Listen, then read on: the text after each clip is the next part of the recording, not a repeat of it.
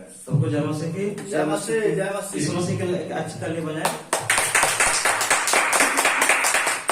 आज का विषय है प्रार्थना।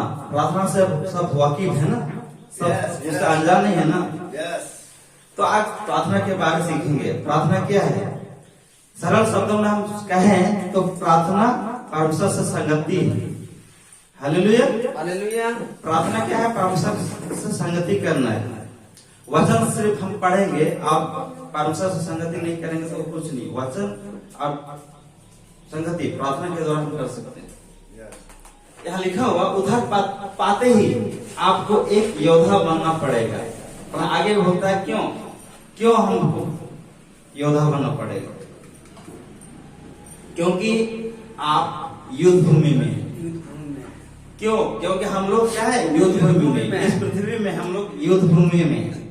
वचन बताता है आत्मिक लड़ाई यानी अंधकार की ताकत यानी लूसीफर से हम लोग लड़ाई कर रहे हैं ना। आदमियों से लड़ाई नहीं ना, नहीं है, क्योंकि आत्मिक लड़ाई हमको लड़ना है। इफिसी 6:11-18 इसमें है परमेश्वर का सारे हथियार बांध लो। इसको हम निकाल लेंगे क्योंकि हम नहीं रखे हैं। इफिसी 6 उसका 11 से 18 तक। परमेश्वर के सारे हथियार बांध लो कि तुम शैतान की युक्तियों के सामने खड़े रह सको, क्योंकि हमारा यह मल युद्ध लहू और मांस से नहीं परंतु प्रधानों से और अधिकारियों से और इस संसार के अंधकार के हाकिमों से और उस दुष्टता की आत्मिक सेनाओं से है जो आकाश में है। इसलिए परमेश्वर के सारे हथियार बांध लो कि तुम बुरे दिन में सामना कर सको और सब कुछ पूरा करके स्थिर रह सको। धन्यवाद। ठीक है, वचन पढ़ने के लिए धन्यवाद। यहाँ पर बोल गया है कि हमारा युद्ध क्या है? मांस और लहू से नहीं परंतु क्या है? प्रधानों से और अधिकारियों और इस संसार के अंधकार के हाकिमों से और इस दुष्ट की आत्मिक सेनाओं से है जो आकाश में है। मतलब जो संसारिक लूसीफर की सेना जो आकाश में है उससे हम लोग को लड़ाई है, किसी मानव से नहीं है। ठीक है, तो इसी के बारे हम लोग को क्या करना है? प्रार्थना भी एक हथियार है हम लोग। पहला पत्रस 5:8 में कहता है सचेत और जागते रहो क्योंकि तुम्हारा विरोधी शैतान गरजने वाला सिंह के समान इस खोज में रहता है कि किसको फाड़ खाए। तो यहाँ पे क्या शैतान क्या कर रहा है? सिंह के समान इस खोज में रहता है कि किसको फाड़ खाए। मतलब ये हमारा क्या है? शैतान विरोधी है। शैतान हमारा दोस्त नहीं है। शैतान दोस्त नहीं है ना, हमारा विरोधी है। वो गर्जन और सिंह के समान है। जब सिंह गरजता है तो क्या है? हम लोग पूरे डर जाते हैं क्योंकि किसी को पाएगा तो वो क्या है? फाड़ ही देगा। तो यहाँ पे हमारा शैतान यहाँ समझ में आता है एक पहला पत्रस 5:8 में कि एक हमारा शैतान एक विरोधी भी है। वो लूडो नहीं खेल रहा है, ठीक है? वो 24 घंटा 24x7 मतलब पूरा दिन भर वो इस ताक में रहता है कि किसको फाड़ खाए। तो इसीलिए हम लोग को क्या है? योद्धा बनना है, प्रार्थना के योद्धा बनना है। इसीलिए तो लिखा हुआ है कि उधर पाते ही आपको एक योद्धा बनना पड़ेगा। क्योंकि योद्धा अगर नहीं बने रहेंगे तो क्या है? हम युद्ध में हार जाएंगे। क्योंकि यहाँ क्या है? लूसीफर 24x7 मतलब आपका दिनों रात प्रत्येक घंटा इस आग में रहता है कि किसको फाड़ गए। ये आप याकूब 5:16 में भी कहता है धर्मी जन की प्रार्थना के प्रभाव से बहुत कुछ हो सकता है। यहाँ सुने एक बार पढ़ लेंगे सब कोई। धर्मी जन की प्रार्थना के प्रभाव से बहुत कुछ हो सकता है, यानी जो कुछ नहीं होने वाला भी हो सकता है। तो यहाँ सवाल उठता है धर्मी जन कौन है? आगे हम देखते हैं धर्मी जन कौन है। हम और आप अर्थात उधर पाए हर व्यक्ति। Hallelujah, hallelujah. हम यानी कि उधार हम पा लिए हैं तो हर एक व्यक्ति क्या है? धर्मी है। यीशु मसीह पर विश्वास करता है तो यीशु मसीह क्या है? धर्मी है। तो यीशु मसीह पर विश्वास करता है तो हम धर्मी बन जाते यीशु मसीह के द्वारा। को प्रार्थना करना है, क्योंकि याकूब 5:17-18 में कहता है एलिया भी तो हम जैसे एक मनुष्य था, लेकिन क्या किया, एलिया प्रार्थना किया तो क्या हुआ, अकाल हुआ ना, पानी में ही बरसा, और जब फिर से प्रार्थना किया तो वह फिर वर्षा आने लगा। पढ़ देंगे याकूब 5:17-18। एलिया भी तो हमारे समान दुख सुख भोगी मनुष्य था, और उसने गिड़गिड़ा कर प्रार्थना की कि मैं ना बरसे, और 3.5 वर्ष तक भूमि पर में नहीं बरसा। 18 फिर उसने प्रार्थना की तो आकाश से वर्षा हुई और भूमि फलवंत हुई। धन्यवाद। यहाँ पर हम देखते हैं कि एलिया हम लोग जैसा मनुष्य था ना, तो लेकिन वो प्रार्थना किया यीशु मसीह से, परमेश्वर से, तो क्या हुआ, वर्षा नहीं हुआ। एक बार प्रार्थना किया और दूसरा बार प्रार्थना किया तो वह क्या, वर्षा हुआ। परमेश्वर का धन्यवाद हो कि एलिया का प्रार्थना सुना, तो हम, क्योंकि हम भी एक क्या है, धार्मिक व्यक्ति है ना, तो हम लोग का भी प्रार्थना यीशु मसीह सुनेगा। एक दिन का विश्वासी हो या तो 100 दिन का विश्वासी, सबका प्रार्थना यीशु मसीह सुनता है। लेकिन यहाँ पर कॉन्सेप्ट का सिद्धांत क्या होता है कि पवित्र यानी पास्टर प्रार्थना करेगा तब ईश्वर सुनेगा, तब चंगाई मिलेगा। बिशप प्रार्थना करेगा तब चंगाई मिलेगा।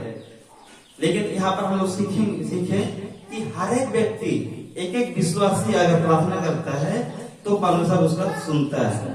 Hallelujah, hallelujah. तो यहाँ एक कॉन्सेप्ट है, तो कौन हम लोग को सिखाता, हम कोई बोलता है कि हम प्रार्थना करना नहीं जानते हैं, कैसा प्रार्थना करना है। तो रोमी 8:26 में पाते हैं, परंतु आत्मा आप ही ऐसी आहे भर भर कर बयान से बाहर हैं, हमारे लिए विनती करता है। तो कौन अगुवाई करता, पवित्र आत्मा। पवित्र आत्मा आगे इसी रीति से आत्मा भी हमारी दुर्बलता में सहायता करता है, क्योंकि हम नहीं जानते कि प्रार्थना किस रीति से करना चाहिए। यानी कि हम विनती नहीं जानते हैं, ऐसा कहने से भी यदि पवित्र आत्मा हमें लीड करेगा और हम कैसा प्रार्थना कर रहे हैं, कैसे प्रार्थना करना चाहिए, इसके लिए प्रार्थना करना चाहिए, ये हमने बताया। लेकिन आज का मसीह क्या हो रहा है, आज अधिकांश मसीह अपाहिज बनकर जी रहे हैं। कुछ सर्दी जुकाम हो गया तो पीरियड और प्रार्थना, कोई पास्टर को बोलेगा पास्टर हमको प्रार्थना कर दीजिए मेरे लिए। तो इस तरह से अपाहिज हम लोग को नहीं बनना है। तो सवाल उठता है, क्या सचिव भाई पास्टर को प्रार्थना करवाना क्या गलत बात है? गलत बात नहीं है, प्रार्थना करवाना चाहिए, लेकिन हर बात के लिए पास्टर पर डिपेंड होना, निर्भर होना, ये गलत है। यदि हम गलत उसी पास्टर में निर्भर रहे तो एक दिन पास्टर अगर डेथ हो जाएगा, उसका मर जाएंगे, तो हम क्या करेंगे? तो हम लोग को अपाहिज नहीं बनना है। प्रार्थना करने वाले विश्वासी के अंदर निम्नलिखित बातें होना ही चाहिए। यानी कि जो प्रार्थना योद्धा बनता है, कोई बोलता है कि हम प्रार्थना योद्धा बनेंगे, और हर व्यक्ति को प्रार्थना योद्धा बनना ही है, ठीक है। इसीलिए यहाँ लिखा हुआ है प्रार्थना करने वाले विश्वासी के अंदर निम्नलिखित बातें होना ही चाहिए। कौन सी बात है हम देखेंगे? परमेश्वर का ज्ञान, ठीक है। पहला परमेश्वर का ज्ञान। यदि परमेश्वर का ज्ञान अगर नहीं है तो हम गलत प्रार्थना भी कर सकते हैं ना। यस। तो परमेश्वर का ज्ञान होना चाहिए। जैसे हम किसी मेहमान हमारे पास आया है तो उसके बाद हम जानेंगे कि ये नहीं खाता, वो नहीं खाता, तो क्या है उसके बारे में जानेंगे, तब ना उनके लिए अच्छा उसका तैयारी करते हैं। वैसे भी हम परमेश्वर से प्रार्थना करते हैं तो परमेश्वर का ज्ञान भी हम लोग को होना बहुत जरूरी है, नहीं तो हम लोग उल्टा सीधा प्रार्थना करेंगे, ठीक है। पहले हम देख लेंगे वचन का ज्ञान। वचन का ज्ञान भी हम लोग को बहुत जरूरी है, वचन का ज्ञान हो। तीसरा बुद्धि का ज्ञान, मतलब बुद्धि से भी हम लोग का ज्ञान होना चाहिए, तभी हम ये कर सकते हैं। तो इसका एक्सप्लेन करते हैं परमेश्वर का ज्ञान। यानी कि परमेश्वर कैसा है, प्रेम करता है, वो क्या चाहता है, ये हम लोग को किसके द्वारा मिलेगा? बाइबल के द्वारा मिलेगा ना। तो परमेश्वर का ज्ञान हम लोग को होना चाहिए, तभी हम परमेश्वर से विनती कर सकते हैं। वचन का भी ज्ञान, यानी कि वचन का ज्ञान अगर नहीं रहेगा, परमेश्वर तो शक्तिमान है, शक्तिशाली है, तो परमेश्वर आप शक्तिमान है, तो एक काम कीजिए ना, आप शक्तिमान है तो हमारा विरोधी का सत्यानाश हो, विरोधियों का कीड़ा लगे, ऐसा हम विनती कर सकते हैं क्या? नहीं विनती कर सकते ना। परमेश्वर ऐसा नहीं चाहता है। वचन का ज्ञान उसी तरह से वचन बताता है, जो तुम्हारा विरोधी है उसके लिए प्रार्थना करो। यदि तेरा पड़ोसी तेरा बैरी भूखा हो तो तुम उन्हें पानी पिलाना, ऐसा वचन कहता है ना। तो यदि वचन हम ज्ञान नहीं रहेगा, वचन का ज्ञान, तो हम उसका सत्यानाश हो, उसका वो मर जाए, ऐसा भी विनती कर सकते हैं ना। तो ऐसा विनती करना अच्छा नहीं है, क्योंकि परमेश्वर कहा है अपने सताने वालों के लिए प्रार्थना करो, आप सबको क्षमा करो जो तेरा विरोधी है उनको, ऐसा है। तो वचन का ज्ञान नहीं रहेगा तो हम अच्छा विनती नहीं कर सकते। बुद्धि का ज्ञान भी हमको, बुद्धि ठीक है, बुद्धि भी होना का ज्ञान भी होना चाहिए, तभी हम अच्छी तरह से विनती कर सकते हैं।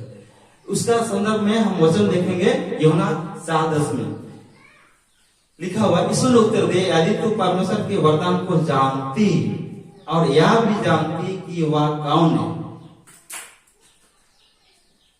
जो तुझसे कहता है मुझे पानी पिला, तो तू उससे मांगती और वह तुझे जीवन का जल देता। यहाँ पर हम देखते हैं, यदि तू परमेश्वर के वरदान को जानती, यानी कि परमेश्वर को जानना है, और यह भी जानती कि वह कौन है, यानी परमेश्वर कौन है, वो भी जानती, तो तुम उसे पानी पिला, जो तुझसे कहता है पानी पिला, तो उससे मांगती। यानी कि हम लोग को क्या है, परमेश्वर के बारे में जानना है, और वो कौन है उनके बारे में जानना, तब उसको मांगना है, तब मांग सकते हैं। हाँ, तब मांग सकते हैं, और वो हमको देगा। जैसे पिता अपना बेटा को जब तक वो नहीं मांगेगा उसको कुछ नहीं देता है ना। क्योंकि लो बेटा तुम खाओ बोल के कभी नहीं बोलेगा। जब मांगेगा तो वो अच्छा है, उसके लिए अच्छा है, उसका सेहत के लिए अच्छा है, तो वो जरूर उसको देगा। लेकिन यदि वो सिगरेट मांगेगा बेटा बाप से, तो क्या देगा? नहीं देगा ना, क्योंकि यीशु मसीह परमेश्वर सब जानने वाला परमेश्वर है। आदम को क्या बोला, तुम कहाँ पर हो? नहीं जानता था क्या परमेश्वर? सब जानता था, लेकिन क्या बोलेगा करके पिता भी जानता है ना, उसको क्या जरूरत है, लेकिन मांग रहा है कि क्या नहीं मांग रहा है, ये देखना चाहता है ना। तो ये बात है, हम लोग को परमेश्वर का ज्ञान होना चाहिए, वचन का ज्ञान होना चाहिए, और बुद्धि से। पर यदि तुम में से किसी को बुद्धि की घटी हो तो परमेश्वर से मांगे, जो बिना उलाहना किए सबको देता है और उसे दी जाएगी। उलाहना माना बिना कुड़ुम करके, ठीक है। तो बुद्धि की घटी हो तो परमेश्वर से मांगे, वह बिना उलाहना हुए देता है। यदि हम परमेश्वर की संगति करेंगे तो क्या परमेश्वर के स्वभाव जैसा हम हो जाएंगे ना। मनुष्य, लेकिन परमेश्वर तो नहीं हो सकते हैं, लेकिन परमेश्वर के स्वभाव जैसा हमारा स्वभाव हो जाएगा। Hallelujah, hallelujah. तो जैसा मूसा, क्या मूसा सिनाई पर्वत में क्या हुआ, परमेश्वर की संगति किया ना, तो उसका चेहरा चमकने लगा। तो क्या है, परमेश्वर का चमक उसके चेहरा में भी दिखने लगा। तो जैसा प्रभु की संगति हम करेंगे उसके जैसा हम हो जाएंगे। दूसरा, प्रार्थना कैसे करेंगे? सवाल उठ रहा है, प्रार्थना कैसे करेंगे? ये सवाल है ना, हम कैसे तब करेंगे? कोई बोलता है लेट के करो, कोई बोलता है उठ के करो, कोई बोलता है आंख बंद करके, कोई चलते चलते करो। कैसा होगा? ये हम सवाल उठते हैं हमारे मन में। तो प्रार्थना कैसे करेंगे? तो यहाँ पे लिखा हुआ, आप जैसे भी कर सकते हैं करें। खड़े होकर करें, बैठ के करें, लेट के करें। इसका मतलब ये नहीं कि हमेशा लेट के करें। कभी कभी होता है ना, जैसे कि शरीर थक जाता है तो हम वैसा विनती करें, वैसा लेट के भी, तो कोई गलत नहीं है, क्योंकि हमारा शरीर परमेश्वर का मंदिर है। परमेश्वर का आत्मा तो हमारे शरीर में, हृदय में ऑलरेडी बसा हुआ है। तो हम लोग क्या है, जैसा भी प्रार्थना करें कोई दिक्कत नहीं है, लेकिन इम्पोर्टेंट ये है हमको करना है। यदि हम बाइक चला रहे हैं फिर भी अगुवाई हो रहा है कि हम प्रार्थना करें, तो हम प्रार्थना कर सकते हैं, ठीक है। हमको भी पहले ये बात समझ नहीं आता था, कैसे विनती हो नहीं होगा, यदि आंख बंद नहीं करेंगे तो विनती कैसा होगा, ये चीज मेरे मन में भी था। लेकिन वैसा बात नहीं है, परमेश्वर मनसा को देखता है, मन में क्या है, कैसा है। तो परमेश्वर विनती को सुनने वाला परमेश्वर है। तो इम्पोर्टेंट है, हमको करना है। तो कैसा करना है, ये कैसा करना है ये माने नहीं रखता, हम लोग को करना है जैसे भी करे, लेट के करे, उठ के करे, घुटना टेक के करे, बैठ के करे, लेकिन करना है। Yes yes. कोई नियम नहीं है, ठीक है। नियम के जैसा हम लोग पालन नहीं करना, ये कि लेट के ही करो या बैठ के ही करो, ऐसा नहीं है। या घुटना टेक के ही करो, घुटना टेक के करो तो एक तो क्या है, सजा टाइप हो जाता है ना, सजा करके ही तुमको करना है। यानी कि अभी क्या डुबकी लगाने गए थे ना लोग, तो वहां जाना ही है, तो क्या नियम नहीं है यहाँ पे। Yes yes. अगला प्रार्थना कब करें, ये भी है कब करें। जैसे दानियल 3 बार एक दिन में 3 बार करता था ना, तो क्या हम दानियल है क्या? दानियल नहीं है ना, इसका तो कोई समय नहीं। कोई समय नहीं है। जब मन कर, जब मूड लगे ऐसे प्रार्थना करना है, कोई समय नहीं। हालेलुया, परमेश्वर का धन्यवाद हो। हमको जब मन करे तब हम लोग को प्रार्थना में आ जाना है, कर सकते हैं। यानी कि उसका संगति जब भी करना है हम लोग को कर सकते हैं। यस। सुबह, दोपहर, शाम, डेली, वीकली, मंथली, यानी कि हर दिन हमको प्रार्थना करना है। अब कर सकते हैं। यहाँ सवाल उठता है मंथली, यानी कि एक यहाँ बात भी क्लियर कर सकते हैं। जैसे कि महिलाओं में होता है ना मंथली वाला, 3 दिन आप, कोई पवित्र टाइप वाले लोग कहते हैं कि 3 दिन आप प्रार्थना नहीं कर सकते। वैसा बात नहीं है। उस दिन आप बाइबल भी छू नहीं सकते, ऐसे भी बोलता है, वैसा बात नहीं है। हम कभी भी प्रार्थना कर सकते हैं, क्योंकि यीशु मसीह जब इस संसार में थे, इस दुनिया में थे, तो 12 वर्ष से लहू बहाने वाला क्या स्त्री थी ना, तो यीशु मसीह को छुआ तो चंगी हो गई, लहू बहाने वाली बीमारी से वो चंगी हो गई। Hallelujah, hallelujah. तो क्या है, कोई समझ में नहीं, हम जब भी हम प्रार्थना कर सकते हैं, ठीक है। दानियल दिन में 3 बार प्रार्थना करता था, तो हम लोग को 3 बार क्या 24 घंटे हम प्रार्थना कर सकते हैं। यस। तो सवाल उठता किससे कर रहे हैं हम, तो यहाँ पर सवाल मतलब उत्तर है पिता यीशु से और यीशु के नाम से, ठीक है। मरियम से भी नहीं करना है, यस। यीशु के नाम से करना है और और पिता यीशु से के करना नाम से। है। नाम से, पिता, पुत्र, पवित्र आत्मा, हम लोग तीनों परमेश्वर, एक परमेश्वर पर विश्वास करते हैं ना, तो तीनों से प्रार्थना करना है यीशु के नाम से। Yes yes. वचन क्या बोलता है, यूहन्ना 15:16 में कहता है तू मेरे नाम से, यानी कि यीशु बोलता है मेरे नाम, यानी कि मेरे यीशु के नाम से पिता से मांगो तो वह तुम्हें देगा, यानी कि यीशु के नाम से प्रार्थना करना है। उसको आगे यूहन्ना 16:23-24 में 24 यहाँ पर लिखे हैं, अब तक तुमने मेरे नाम यानी यीशु से कुछ नहीं मांगा, मांगो तो पाओ ताकि तुम्हारा आनंद पूरा हो सके। यानी कि यहाँ पे बोल रहा है यीशु के नाम से प्रार्थना करना है। यूहन्ना 16:23 पढ़ लेंगे, अजय भाई पढ़ने में 23 हम नहीं रखे हैं। यूहन्ना 16 उसका 23 पढ़, तो यहाँ पर हम पाते हैं कि यीशु के नाम से हमको विनती करना है, प्रार्थना करना है। उस दिन तुम मुझसे कुछ ना पूछोगे, ये ना। हाँ आगे पढ़िए। मैं तुमसे सच सच कहता हूँ, यदि पिता से कुछ मांगोगे तो वह मेरे नाम से तुम्हें देगा। धन्यवाद। यह पिता से मांगना ना, पिता से मांगोगे तो मेरे नाम से मांगोगे तो पिता देगा, यानी कि क्या है, पिता से मांगना है और यीशु के नाम से मांगना है। Hallelujah, hallelujah. यीशु के नाम से मांगना है। अब तक तुमने मेरे नाम से कुछ नहीं मांगा, मांगो तो पाओगे ताकि तुम्हारा आनंद पूरा हो। Hallelujah, hallelujah. मांगेंगे तब ना हमारा आनंद पूरा हो जाएगा। यानी कि हम लोग को मांगना है कुछ भी, लेकिन प्रभु की इच्छा से क्या अनुसार मांगना है ना। Yes. ये नहीं कि हम लोग को ये मांगना जो चीज प्रभु का इच्छा नहीं है और भी मांगेंगे तो वो देगा क्या? नहीं देगा, एक छटक देगा क्या है, देगा ना। उसका लाठी आवाज नहीं देती, वो देता है ना, आवाज नहीं लगता है। Yes, yes, yes. आगे प्रार्थना कहाँ करें, ये भी सवाल उठता है ना। कोई बोलता है कि चर्च में प्रार्थना करो तभी प्रार्थना सुनेगा यीशु मसीह, ये बात नहीं है। यीशु मसीह क्या थे, जब संसार में थे, इस दुनिया में थे, तो क्या है, यीशु पहाड़ चले जाते थे, वहां प्रार्थना करते थे, कभी मंदिर चले जाते थे, वहां प्रार्थना करते। तो कहीं पर भी जहां चाह वहां प्रार्थना करना है।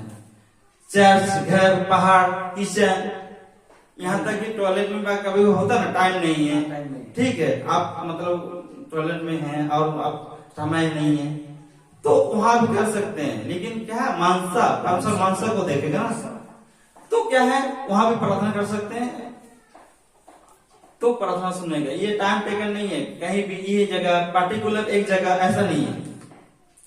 तो प्रार्थना किसके लिए करेंगे? छठवां, प्रार्थना किसके लिए इम्पोर्टेंट है ना, किसके लिए करते हैं? हम जिसको तिसको लिए हम प्रार्थना नहीं कर सकते, सर्दी जुकाम के लिए तो प्रार्थना नहीं कर सकते है ना। Yes. तो ये हम लोग एटीएम में पैसा आने के लिए प्रार्थना नहीं कर सकते। आज तो दुनिया में अभी चल रहा है ना, आप हम प्रार्थना कर रहे हैं, एटीएम में पैसा आ रहा है, आपका बैंक में आ रहा है पैसा, ये कर रहे हैं, आपका ये ऐसा हो रहा है, आपको गाड़ी में, मतलब जो तो के लिए हम लोग प्रार्थना नहीं कर सकते। करना है। तो यहाँ सवाल हम किसके लिए प्रार्थना करें?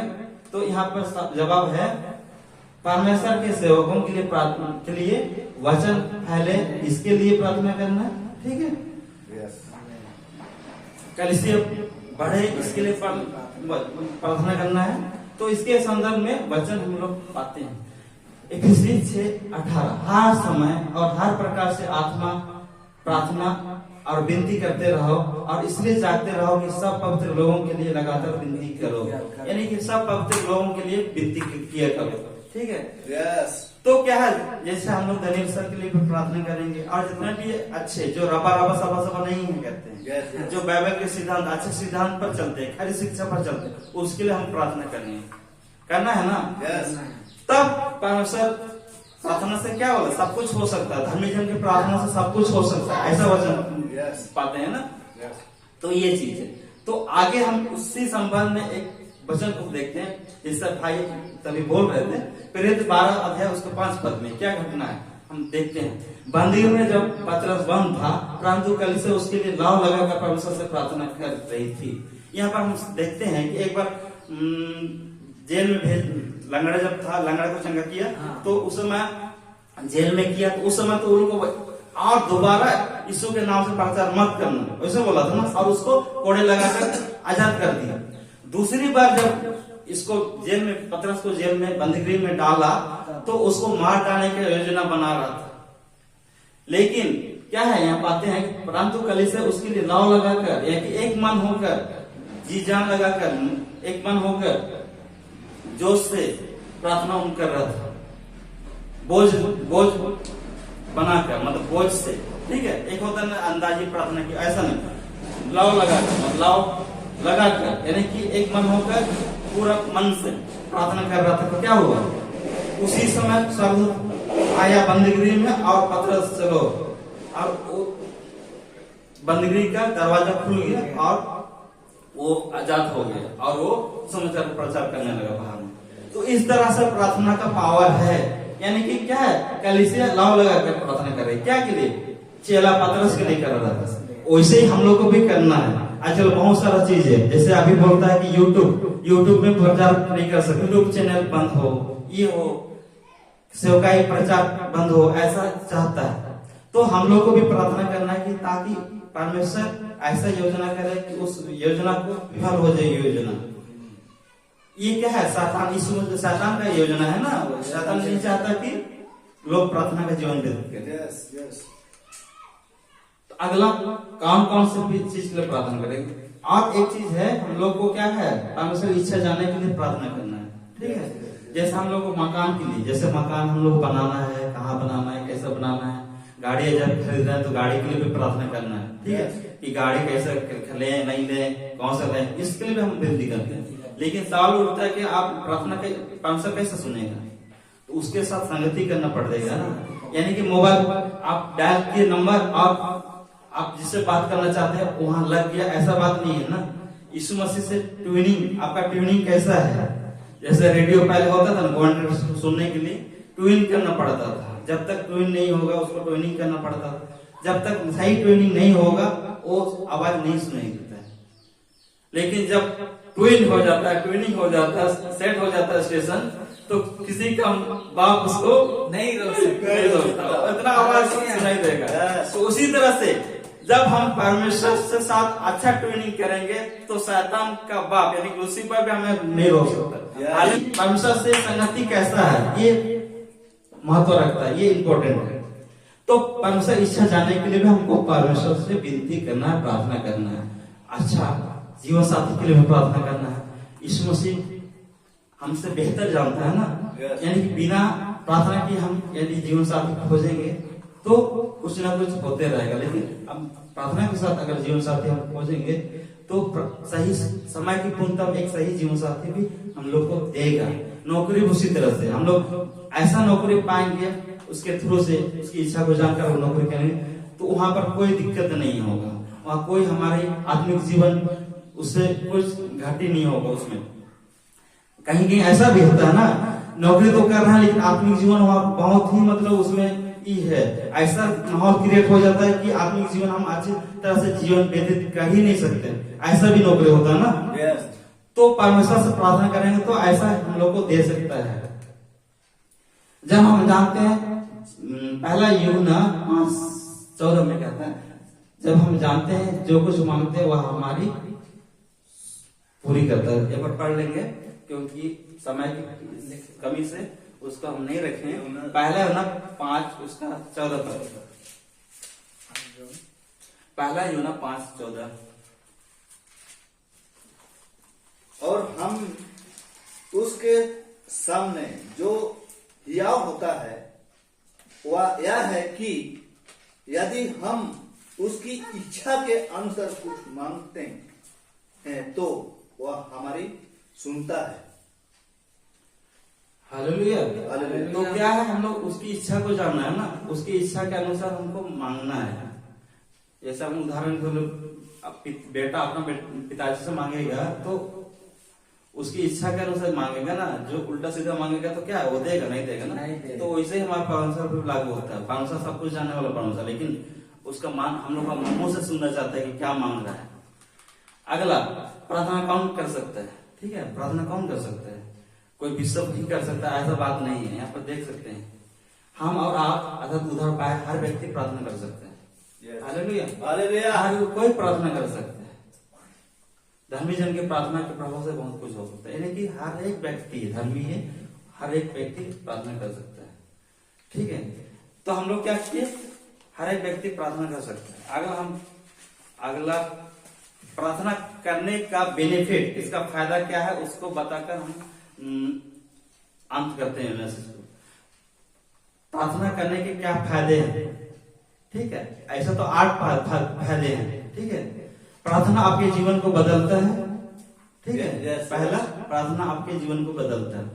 जैसा हम लोग यीशु मसीह को उद्धारकर्ता स्वीकार कर लिए हैं तो हमारा आदत बदल गया ना। हम लोग को संगति बदल गया, हम लोग गलत संगति में जाते थे, लेकिन हम लोग क्या बदल गया, हम लोग नफरत करते थे, गाली गलौज करते थे, उल्टा सीधा पिक्चर देखते थे, उल्टा सीधा जैसे कि कुछ अनिदार उस पे पीते थे।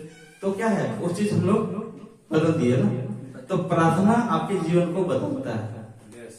दूसरा, प्रार्थना आपके को विजय बनाता है। जो प्रार्थना करता है वो विजय जीवन व्यतीत करता है। वो मतलब उसका चेहरा मुरझाया हुआ नहीं रहेगा, हमको खाना नहीं मिला, हमको ये चीज की कमी है, वो वैसा नहीं रहेगा। वो विजय जीवन व्यतीत करेगा। वो जानेगा कि उसका बाप सामर्थ्य अनुसार वो समय की पूर्णता में उसका बाप सब कुछ देगा उसको। हालेलुया। तो हम लोग उस बाप को सेवा करते हैं, उसकी आराधना करते हैं जो सबों का बाप है ना, सबका बाप है। हालेलुया। तो हम सबका बाप यानी कि सबों का बाप है, उसका आराधना करते हैं तो हम लोग को डरना चाहिए क्या? नहीं डरना चाहिए ना।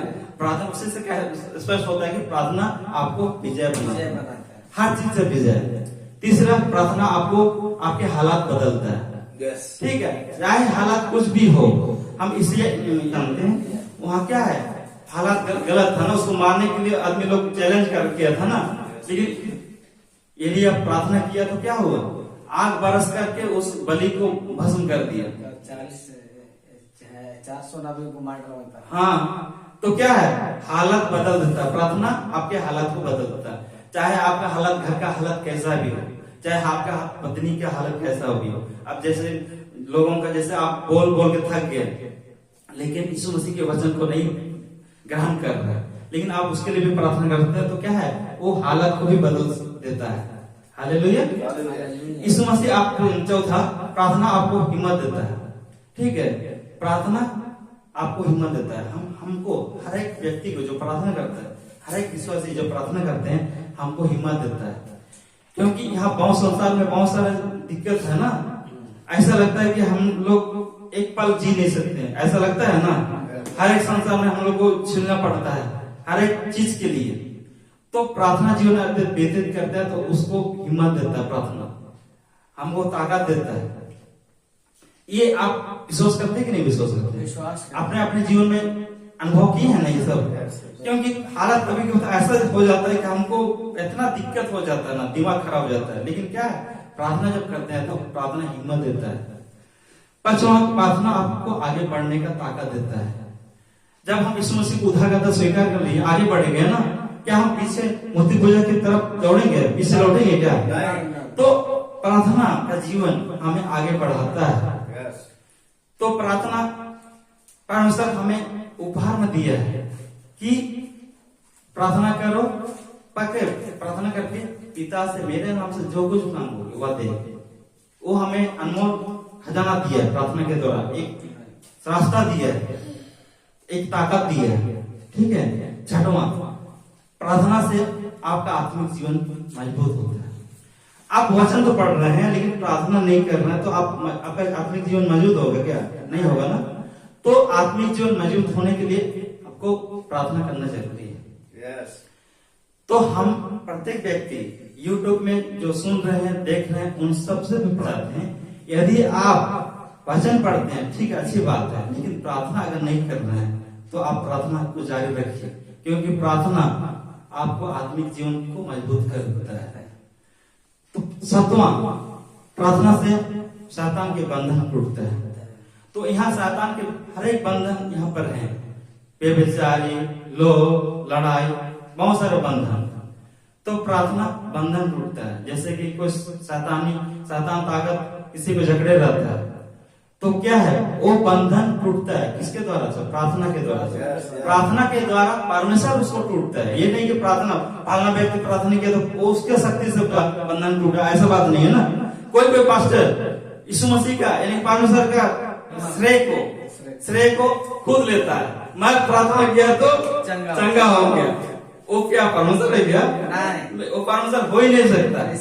धर्मी जन, आप धर्मी है तो धर्मी जन की प्रार्थना से परमेश्वर बंधन खुलेगा, यानी कि परमेश्वर की सहायता से, परमेश्वर की सहायता से होगा। Hallelujah, hallelujah. तो किसी व्यक्ति के प्रार्थना करने से वो नहीं टूटेगा, यीशु मसीह टूटाएगा, यानी कि प्रार्थना, धर्मी की प्रार्थना से। आठवां, प्रार्थना से शैतान की योजना को नाश किया जा सकता है। Hallelujah, hallelujah. परमेश्वर शैतान की योजना को नाश कर सकता है वो प्रार्थना के द्वारा, क्योंकि हम लोग इफिसी में पढ़े थे ना 6 अध्याय में। क्योंकि क्या है, हम लोग का क्या योजना है? परमेश्वर का योजना है कि व्यक्ति प्रार्थना जीवन व्यतीत करे, लेकिन शैतान नहीं चाहता कि लोग प्रार्थना जीवन व्यतीत करें, लोग अफाइज रहे, ये चाहता है। इसीलिए ना आजकल बहुत सारा दुकान खुल गया ना, 24 घंटों प्रेयर का हुआ। कोई फेसबुक यूट्यूब में बोलता है कि मेरे लिए प्रार्थना निवेदन भेजो, हम तेरे लिए प्रार्थना करेंगे। कभी कभी प्रार्थना करते हैं, अविश्वासी अधिक ऐसा करता है, प्रार्थना निवेदन भेजता है तो ठीक है, लेकिन जब यीशु मसीह आपको उद्धार करते, यीशु मसीह को स्वीकार कर लियो तो खुद आप बनोना प्रार्थना योद्धा। आप क्यों निवेदन भेजते रहते हैं? यानी कि प्रार्थना के द्वारा परमेश्वर की योजना को हम विफल कर सकते हैं। तो आज हम लोग सीखे प्रार्थना क्या है। प्रार्थना हम लोग परमेश्वर की संगति करना परमेश्वर है, और हम लोग क्या क्या कर सकते हैं प्रार्थना के द्वारा, ये हम लोग सीखे। प्रार्थना कहाँ करना चाहिए, प्रार्थना क्या है, ये सारे बातें सीखे। तो हर एक व्यक्ति प्रार्थना करना है, ठीक है। परमेश्वर इस वचन पर आशीष दे, क्योंकि हमें हर समय प्रार्थना करना है। और संगति, प्रार्थना का मतलब है क्या? वचन पढ़ना और परमेश्वर के साथ संगति करना, ये हमने सीखा। आइए हम परमेश्वर का धन्यवाद करते हैं कि हमने यीशु मसीह को उद्धारकर्ता स्वीकार कर लिए, तो हम यीशु मसीह के साथ प्रार्थना का जीवन व्यतीत करें। कभी कभी होता है ना, ऐसा थक जाते हैं कि थोड़ा अभी नहीं करते हैं, ऐसा भी मन में आता है। ये मन किसके थ्रू से आता है? शैतान के थ्रू से आता है ना। तो शैतान के मन से आता है, संदेह थ्रू से आता है, लेकिन उसी समय अपने मन को यीशु के नाम से डांटना है। और आलसी आए कुछ भी हो, लेकिन हमको कैसे भी उठ के बैठ के अलग के जैसे भी करें हम प्रार्थना करेंगे, तब हम आत्मिक जीवन उन्नति बनेगा, विजय जीवन व्यतीत कर सकते हैं। नहीं तो क्या है, हम विजय जी नहीं, क्या हताश जीवन व्यतीत कर रहे हैं। परमेश्वर चाहता है विजय को, लेकिन शैतान क्या चाहता है, हताश हो। इसीलिए तो हर तरह का डिप्रेशन दे दिया है। कभी कभी तो इतना डिप्रेशन में लोगों को कर देता है ना, लोग आत्महत्या कर देते हैं। क्या करते हैं, आत्महत्या कर देते हैं। तुमको नौकरी मिल रहा आत्महत्या करो, तुमको ये नहीं मिल रहा आत्महत्या, तुमको बाइक नहीं मिल रहा आत्महत्या। लेकिन परमेश्वर ऐसा नहीं चाहता। अरे भाई तुमको प्रार्थना करो ना, समय की पूर्णता में एक ना एक दिन ऐसा द्वार खोलेगा, सब कुछ मिलेगा। परमेश्वर ने कहा है पहले अपने स्वर्ग और राज्य की खोज करो, उसकी धार्मिकता की खोज करो, तब वस्तु तुम्हें दी जाएगी। हालेलुया। परमेश्वर धन्यवाद वो देगा, लेकिन समय की पूर्णता में देगा। हमको मांगना नहीं है, परमेश्वर खुद जानता है, लेकिन मांगना है, लेकिन उनकी योजना उनकी इच्छा में मांगना है। परमेश्वर इस वचन पर आश्रित है और हमें प्रार्थना जीवन व्यतीत करने में हमारे साथ मदद करें। सबको जय मसीह।